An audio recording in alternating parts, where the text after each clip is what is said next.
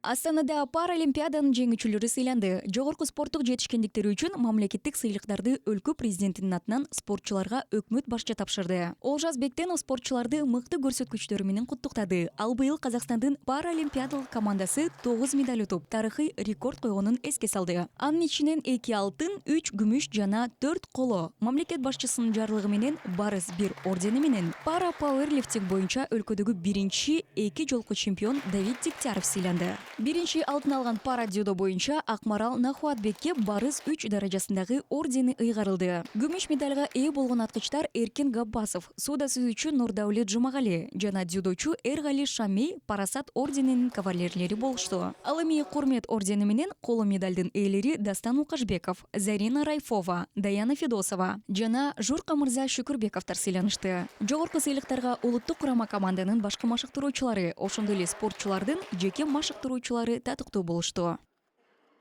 Защита чести нашей страны на Паралимпийских играх в Париже. Париждеги Паралимпиада оюндарында өлкөбүздүн намысын коргоо мен үчүн чоң сыймык болду. Биз Паралимпиада оюндарында медаль алуу үчүн талыкпай эмгектендик. Ал эми машыктыруучуларыбыз жеңишибизге бардык жөндөмдөрүн жумшашты. Мен өлкөбүздүн биринчи 2 жолку паралимпиадалык чемпиону болгонума, Казакстандын эл аралык аренадагы аброюн бекемдөөгө өз салымымды кошконума кубанычтамын.